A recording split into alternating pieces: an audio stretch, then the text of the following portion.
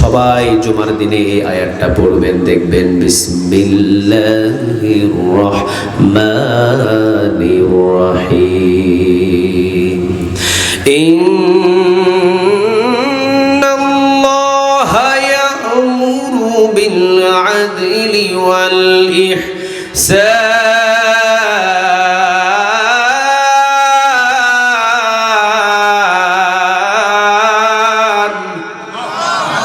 ইন্নাল্লাহা ইয়া'মুরু বিল আদলি ওয়াল ইহসানি ওয়া ইতা'i যিল কুরবা ওয়া ইয়ানহা আনিল ফাহশা'i ওয়াল মুনকারি ওয়াল বাগই ইয়া'iযুকুম লা'আল্লাকুম তাযাক্কারুন। কথাটা কার? আরেকটু জোরে বলেন কার? প্রতিদিন দেখবেন জুমার দিনে সানি খুতবার ভিতরে পড়ে ইন্নাল্লাহা ইয়া'মুরু বিল আদলি ওয়াল ইহসানি ওয়া ইতা'i যিল কুরবা ওয়া ইয়ানহা আনিল ফাহশা'i ওয়াল মুনকারি ওয়াল বাগই ইয়া'iযুকুম লা'আল্লাকুম তাযাক্কারুন ফাযকুরুনি আযকুরুকুম ওয়াশকুরুলি ওয়া লা তাকফুরুন। পড়ে পড়ে কথা বলেন, জুমার দিনে পড়ে পড়ে, শুধু জুমার দিনেই পড়ে, কিন্তু এই আয়াতের অনুযায়ী আল্লাহ যে তিনটা আদেশ দিয়েছেন, তিনটা নিষেধ করেছেন, এই তিনটা আদেশ এবং তিনটা নিষেধ পার্লামেন্ট থেকে আইন জারি করলে পুরা দেশটারে জান্নাতের বাগান বানায় দিবেন তিনি কে? কার কথা? কার কথা বলেন তো দেখি। ইন্না মানে নিশ্চয়ই, আল্লাহ মানে আল্লাহ, ইয়া'মুরু মানে আল্লাহ বলছেন আমি আদেশ দিচ্ছি তিনটা, তিনটা আদেশ তিনটা নিষেধ। তিনটা আদেশ যদি তোমরা মানো, তিনটা নিষেধ যদি তোমরা মানো, তাহলে তোমরা হয়ে যাবে পৃথিবীর ভিতরে শ্রেষ্ঠ জাতি। চিৎকার দিয়ে পড়েন আল্লাহু আকবার। যেই দেশের ভিতরে তিনটা আদেশ এবং তিনটা নিষেধ মেনে নেবে, ওই দেশের সকল মানুষটা শ্রেষ্ঠ মানুষ হয়ে যাবে। সারা পৃথিবীর সকল মানুষ যদি তিনটা আদেশ মেনে নেয়, তিনটা নিষেধ মেনে নেয়, সারা পৃথিবীর সকল মানুষগুলো শ্রেষ্ঠ মানুষ হয়ে যাবে। চিৎকার দিয়ে বলেন আল্লাহু আকবার। তাহলে আদেশ হলো কয়টা? আরেকটু জোরে বলেন কয়টা? আল্লাহ রাব্বুল আলামিন বলছেন ইন্না মানে নিশ্চয়ই। কথা বুঝতেছেন আমার? কথা বুঝতে কি কষ্ট হচ্ছে?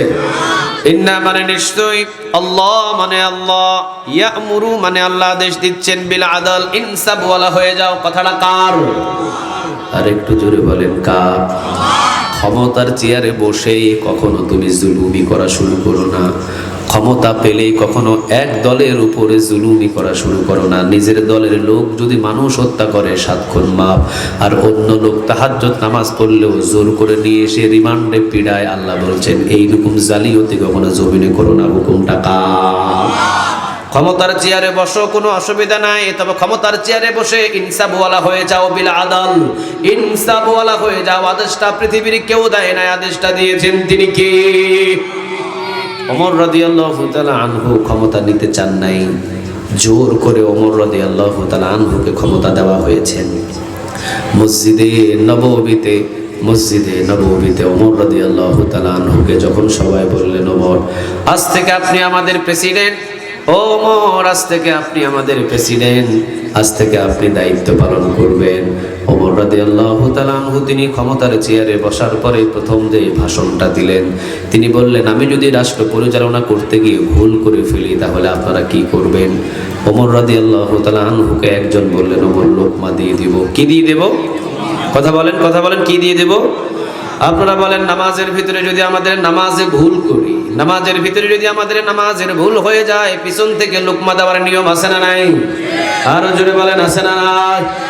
ওমর রাদিয়াল্লাহু তাআলা আনহুকে প্রথম যেদিন ক্ষমতার চেয়ারে রাষ্ট্রীয়ভাবে বসালেন, উনি প্রথম রাষ্ট্রীয়ভাবে ক্ষমতার চেয়ারে বসার সাথে সাথে উনি একটা ভাষণ দিলেন। আচ্ছা সবাই বলো, আমি যদি রাষ্ট্র পরিচালনা করতে গিয়ে ভুল করে ফেলি তাহলে তোমরা কি করবা?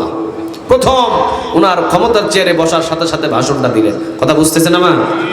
প্রথম ভাষণটা দিলেন ওমর, আমি যদি ক্ষমতার চেয়ারে বসে আমি যদি রাষ্ট্র পরিচালনা করতে গিয়ে ভুল করে ফেলি তাহলে আপনারা কি করবেন? একজন গরিব মানুষ দাঁড়িয়ে বললেন ওমর প্রথমে লোকমা দিয়ে দেব, মানে লোকমা দিয়ে আপনাকে সংশোধন করে দেব। ওমর রাদিয়াল্লাহু তাআলা আনহু তিনি বললেন দ্বিতীয়বার যদি আবার একই ভুল আমি করি তাহলে কি করবেন? আরেকজন গরিব সাহাবী উনি দাঁড়িয়ে বললেন ওমর আরেকবার আপনাকে লোকমা দিয়ে সংশোধন করে দেব। সুবহানাল্লাহ বলেন। ওমর রাদিয়াল্লাহু তাআলা আনহু একই কথা আবার বললেন তৃতীয়বার যদি আমি একই ভুল আবার করি কি করবেন? আরেকজন তরবারি বাহির করে নিয়ে বললেন, ওমর তৃতীয়বার আর কোনো চান্স নাই, আমার তরবারির আঘাতে আপনাকে ওই ক্ষমতার মসনদ থেকে নামিয়ে আরেকজন সাহাবীকে বসায়া দিব। সুবহানাল্লাহ বলেন। ওমর রাদিয়াল্লাহু তাআলা আনহু তিনি বললেন, আমি যতদিন পর্যন্ত ক্ষমতার চেয়ারে বসে থাকবো, আমি যতদিন পর্যন্ত ক্ষমতার চেয়ারে বসে থাকবো, ততদিন পর্যন্ত তোমাদের সবার লোকমা দেওয়ার অধিকার রইল। এই ওমর যদি প্রথমবার ভুল করে, দ্বিতীয়বার ভুল করে, তৃতীয়বার ভুল করে, ওমরকে তৃতীয়বার কোনো সুযোগ দিবে না, হাতের তরবারি দিয়ে আঘাত করে ওমরকে বাহির করে দিয়ে আরেকজনকে ক্ষমতার চেয়ারে বসিয়ে দিবা। চিৎকার দিয়ে বলেন আল্লাহু আকবার। কারে বলে বিল আদাল, কারে বলে ইনসাফ ওয়ালা। প্রথমবার ওমর ভুল করেছে, লুকমা পাওয়ার সুযোগ আছে। দ্বিতীয়বার ভুল করেছে, ওমর লুকমা পাওয়ার সুযোগ আছে। তৃতীয়বার ওমরের আর সুযোগ নাই, তরবারির আঘাত দিয়ে ওমরকে ফেলে দিয়ে আরেকজনকে ক্ষমতার চেয়ারে বসিয়ে দিবা। সুবহানাল্লাহ বলবেন। আর আমরা বসলে তো টানা 41 সাল পর্যন্ত চালাতে চাই। কথা বলেন না কেন? আমরা যখন বসি হাজার ভুল করি, লুকমা দেওয়ার মতো কোনো সাহস নাই পৃথিবীর মানুষের। কথা বলেন। লুকমা যে দিবে সে আয়না ঘরে যাবে, যে লুকমা দিবে তার জন্য আয়না ঘর বানানো আছে। অথচ ওমর রাদিয়াল্লাহু তাআলা আনহুকে প্রথম যেদিন ক্ষমতার চেয়ারে বসানো হচ্ছে, সেই দিন ওমর রাদিয়াল্লাহু তাআলা আনহুকে যখন এইভাবে বললেন যে প্রথম লোকমা পাওয়ার অধিকার আমি রাখি, দ্বিতীয়বারও রাখি, তৃতীয়বার ওমরকে লোকমা দিতে হবে না, তরবারি দিয়ে আঘাত করে ওমরকে ফেলে দাও, ওমরকে সরিয়ে দাও, আরেকজনকে ক্ষমতার চেয়ারে বসিয়ে দাও। সুবহানাল্লাহ বলবেন না? ওমর রাদিয়াল্লাহু তাআলা আনহু কি রকম বিল আদাল ছিলেন, ইনসাফওয়ালা ছিলেন। জেরুজালেমের ভিতরে পাঠিয়েছেন সেনাবাহিনী, জেরুজালেম যুদ্ধ করার জন্য সেনাবাহিনীকে পাঠানো হয়েছে। সেনাবাহিনী জেরুজালেমের ভিতরে যুদ্ধ করছেন। খ্রিস্টানরা সেনাবাহিনীদেরকে দেখার জন্য রাতের বেলা বাহির হয়েছেন। রাতের বেলা বাহির হয়েছেন ওমরের সেনাপতি হযরত আমর ইবনুল আস রাদিয়াল্লাহু তাআলা আনহু হলেন সেনাপতি। ওমর রাদিয়াল্লাহু তাআলা আনহু তিনি সেনাপতি এবং সবাইকে পাঠিয়েছেন, যাও জেরুজালেমের ময়দানে, জেরুজালেমের ভিতরে খ্রিস্টানদের পতাকাটা জমিনের ভিতরে আছাড় দিয়ে কালিমার পতাকা জেরুজালেমের ভিতরে উত্তোলন করে না। আল্লাহু আকবার। মসজিদে নববীতে বালুর উপরে শুয়ে থেকে ডান হাত বালিশ বানিয়ে ডান হাতের উপরে কাত হয়ে শুয়ে থেকে হযরত আমর ইবনুল আস রাদিয়াল্লাহু তাআলা আনহুকে ডাক দিয়ে বলছেন, আমর ইবনুল আস তুমি কি আছো সামনে? তিনি বললেন, ইয়া ওমর আমি আপনার সামনে উপস্থিত আছি। হযরত ওমর রাদিয়াল্লাহু তাআলা আনহু তিনি বালুর উপরে শুয়ে থেকে বলছেন, আমার স্বপ্ন জেগেছে অন্তরের ভিতরে জেরুজালেমের ময়দানে আমি কালেমার পতাকা উড়িয়ে দিতে চাই। সুবহানাল্লাহ বলবেন না?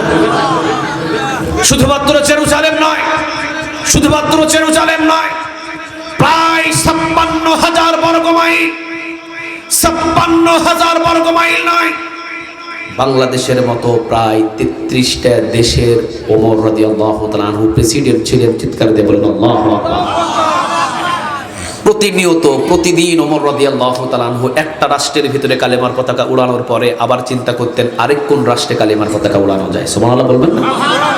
ওই রাষ্ট্রের ভিতরে কালেমার পতাকা উড়ানোর পরে ওমরের আরেকটা চিন্তা হয়, পাশের রাষ্ট্রে কিভাবে কালেমার পতাকা উত্তোলন করা হয়। পাশের রাষ্ট্রে কালিমার পতাকা উত্তোলন করার পরে ওমর আবার চিন্তা করেন ওই পাশের রাষ্ট্রে কিভাবে কালিমার পতাকা উত্তোলন করতে হয়। এইভাবে কালিমার পতাকা রাষ্ট্রে উত্তোলন করতে করতে অর্ধ পৃথিবীর খলিফা হয়েছিলেন ওমর। চিৎকার দিয়ে বলেন আল্লাহু আকবার। একটা দুইটা নয়, অর্ধ পৃথিবীর খলিফা হলেন ওমর। অর্ধ পৃথিবীর ভিতরে উনি কালিমার পতাকা উড়াইয়া দিলেন। সুবহানাল্লাহ বলবেন না? আর আমরা 16 কোটি মুসলমান মিলে বাংলাদেশে উড়াইতে পারতেছি না। কথা বলেন না কেন আপনারা? 16 কোটি মুসলমান আমরা বাংলাদেশে বসবাস করি, আজ পর্যন্ত আমরা বাংলাদেশে কালেমার পতাকা উত্তোলন করতে পারতেছি না। এক আলেমরা কালেমার পতাকা উত্তোলন করার জন্য রেডি হচ্ছে, আরেক কিছু আলেম আবার ওরা এসে এমন ভাবে টানি ধরতেছে যে মনে হয় কয়েকটা রশি লাগায় টানি ধরতেছে যে না তোদেরকেও দিব না, আমরাও যাব না। আল্লাহ এগুলো থেকে আমাদেরকে হেফাজত করুক, বলেন আমিন। আরো জোরে বলেন আমিন। ওমর রাদিয়াল্লাহু তাআলা আনহুর স্বপ্ন ছিল অন্যরকম। ওমর রাদিয়াল্লাহু তাআলা আনহু বালুর উপরে শুয়ে থেকে হযরত আমর ইবনুল আস রাদিয়াল্লাহু তাআলা আনহুকে বলছেন, আমার তো ইচ্ছা জেগেছে ওই জেরুজালেমের বুকের উপরে আমি কালেমার পতাকা পতপত করে উড়িয়ে দিতে চাই। চিৎকার দিয়ে বলেন আল্লাহু আকবার। ওমর রাদিয়াল্লাহু তাআলা আনহু সেনাপতি পালানের হযরত আমর ইবনুল আস রাদিয়াল্লাহু তাআলা আনহুকে যুদ্ধের ময়দানে যুদ্ধ করতে করতে করতে করতে সামনের দিকে অগ্রসর হচ্ছে। খ্রিস্টানরা কখনো হযরত আমর ইবনুল আস রাদিয়াল্লাহু তাআলা আনহু সেনাপতি এবং তাদের সাথে বিজয় লাভ করার মতো কোনো সম্ভাবনা দেখছেন না। তারা বলছেন যে এদের আসলে খাওয়াটা কি রকম এবং এদের আমলটা কি, এটা আমাদেরকে দেখতে হবে। রাতের অন্ধকারে গিয়ে দেখেন সারা দিন তারা যুদ্ধের ময়দানে যুদ্ধ করে আর সারা রাত দাঁড়িয়ে দাঁড়িয়ে তাহাজ্জুদ নামাজ পড়ে। সুবহানাল্লাহ বলবেন না?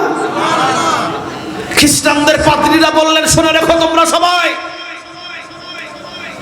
যারা সারাদিন যুদ্ধের ময়দানে যুদ্ধ করে আর সারা রাত দাঁড়িয়ে দাঁড়িয়ে তাহাজ্জুদ নামাজে কাটিয়ে দেয়, তাদের সাথে পেরে ওঠার মতো পৃথিবীর বুকের ভিতরে কারো সাহস নাই।